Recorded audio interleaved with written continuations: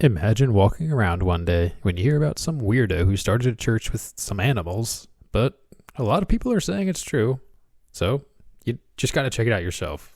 And then you realize it is true.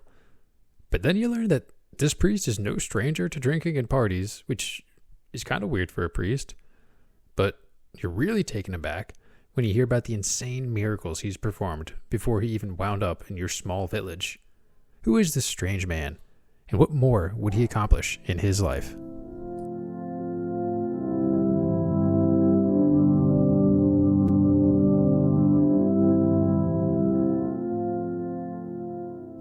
Howdy y'all, and welcome back to another episode of the Sanctified Podcast, the show where we explore the stories of various saints throughout history, learn about what they did, and how we came to recognize them as saints today.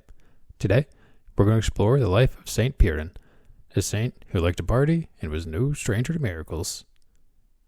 Before we start, though, I want to get out of the way that there's some discrepancy of if Saint Piran and Saint Kieran were the same person because of the p sound and the k sound being mixed up in early Britain and Gaelic languages.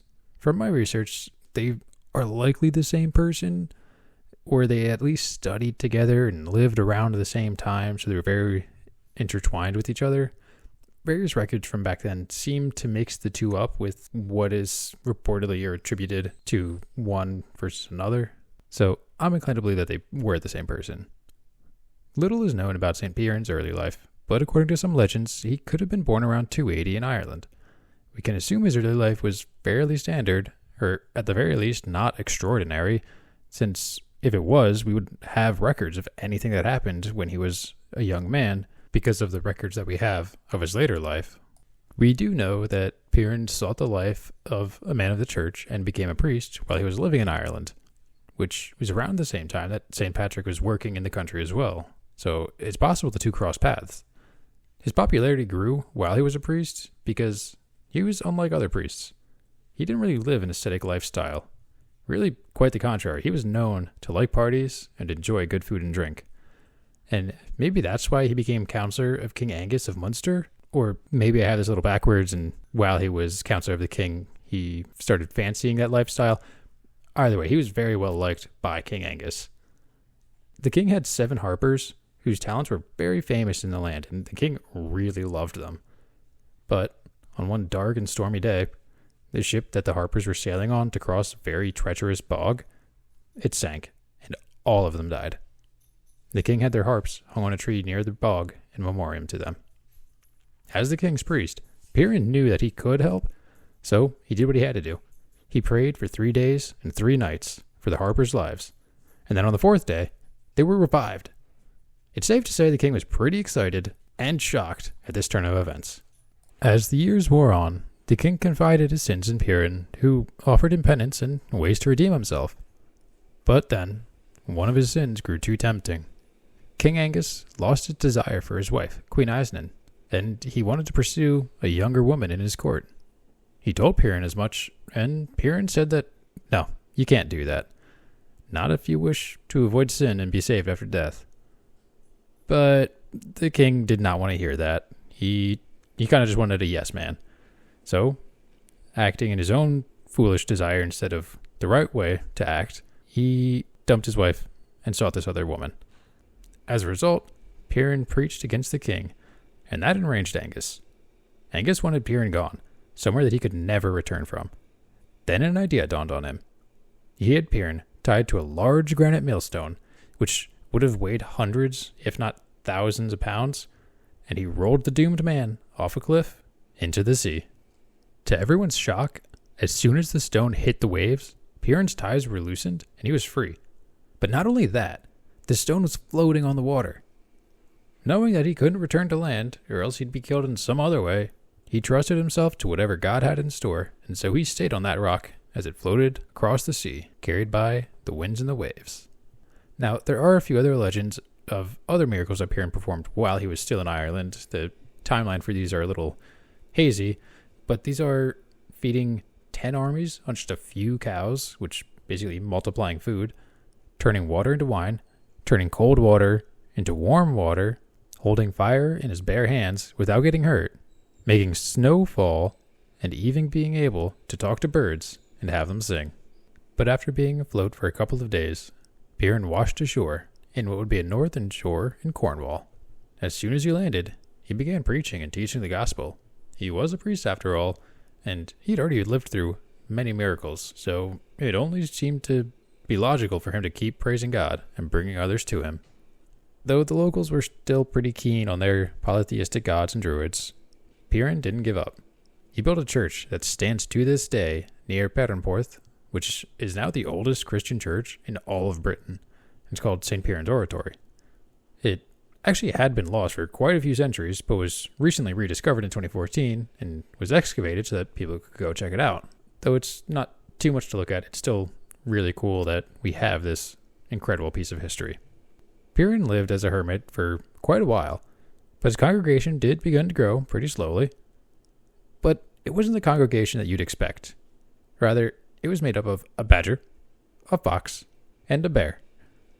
People heard about this hermit who would preach to these animals, and they wanted to be able to see it themselves, because who wouldn't? So they set out to find Piran. As more and more people found him, and they saw that the rumors were true, many of them would convert. Those animals weren't ones that would just hang out with each other. They're kind of competing for food. So if they were living together with a random hermit priest near the sea, that was pretty spectacular. At least I'd be inclined to believe that there's something special about this guy if he can do that. Also remember that Piran loved parties, and he also loved a good story. As people began to convert from his enthusiastic and compassionate preaching, he would attend all kinds of events. He went to feasts that he was invited to, he went to weddings, parish holidays, he even went to a wrestling tournament once. But eventually, as his congregation grew and he founded his own monastery, a local chief, who was known for his brutality, stole a nun from the convent under Piran's watch, and he intended to marry her. But knowing full well that she'd already professed her vows as a nun for God, Piran couldn't sit by and just let this happen. Obviously, the chief wasn't going to just give her back either, just because you ask nicely. But he was willing to give terms for her return. He said that he would give her back to the convent if he was awoken by a cuckoo bird the next morning, which may not seem like a super crazy demand. It may seem weird, but this was the winter. There were none of these birds around, and the chief knew that. He knew what he said was essentially impossible. But what he didn't know was Piran. Piran prayed throughout the night for a cuckoo to be sent to awaken the chief, and as the sun rose the next morning, a cuckoo flew onto the chief's home and called so loudly that a deaf person could hear it. Honoring his word, the chief let the nun go. Now, you can imagine that after all of these events and just the jovial nature that Piran had, the people loved him. I mean, clearly they must have, because so many converted because of his efforts, and it's not an easy task to just get random people to convert. But his gifts for them were far from over. On a particularly cold winter night, he built a larger than normal fire because it was so cold, and so he sat next to it, meditating in prayer, when all of a sudden, the large black hearthstone that he was using began to melt. A stream of silvery liquid came forth, and kinda in a shocked way, he called others to see. Like, it's one of those things that, dude, check this out, this is crazy. This rock is melting. Most people started to think it was another miracle. But what exactly was this miracle accomplishing? What was coming out of this rock? Well, miners in the area soon started being able to recognize this metallic rock, and they could smelt it. Basically, Piran had discovered tin, which became an extremely valuable resource for everyone in the region for years to come. This miracle, if you want to call it a miracle, or if you want to just call it a coincidence, that's fine too, is why Piran is known as the Tinner's Saint, and why the flag of Cornwall, also known as the Cross of Saint Piran, is a white cross on a black background. It symbolizes the tin coming from the black rock that the man of God discovered, and also the light that comes forth from the darkness through faith. Legend has it that Piran died in 480 at 206 years old. If that's true, that's pretty wild. If not, he was still very popular and a very devoted man.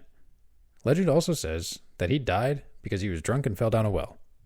Now, there's a saying in the region because of this, drunk as a Piraner, because of Piran's supposed demise. There are other records, though, that suggest he was executed by King Theodoric, so you can choose I personally like the idea that he fell down the well just because it fits the rest of his story, but realistically, he probably was just executed. In true honor of the jovial saint, there was a whole week of celebrations leading up to his feast day in Cornwall. His feast day is March 5th, and it's still a pretty big celebration in Cornwall today. There's festivities and parties going on all across the county when that day comes around. Saint Piran was equivalently canonized, which is to say that he doesn't have a formal canonization date, but he'd been recognized as a saint for so long that a canonization ceremony was just kind of unnecessary, because he predated the modern canonization process by centuries. There have been many churches built in honor of Saint Piran, as well as a couple of holy wells named after him in the region. And something that I thought was pretty interesting is that there's a tiny species of hermit crab named after Saint Piran because it was native to the region and because its eyes were black and white, kind of like Saint Piran's flag. Their eyes aren't like a cross pattern, they're just black and white, so the same colors. And of course, Saint Piran is the patron saint of Cornwall and tin miners. If you have any questions, please let me know, and I'll do my best to answer them. So what do you think of Saint Piran? What about his crazy miracles? I hope you found his story interesting, and I look forward to learning your thoughts on Saint Piran. Thanks for listening. If you'd like to support the channel, you can subscribe, download the episode, like, comment, share it with your friends, or send me a suggestion on a saint to check out by emailing me at sanctifiedpodcast@proton.me. You can find the show on YouTube, Spotify, Apple Music, Amazon Music, Podbean, and more. I try to upload once a week, every Thursday. Take care, and have a wonderful day.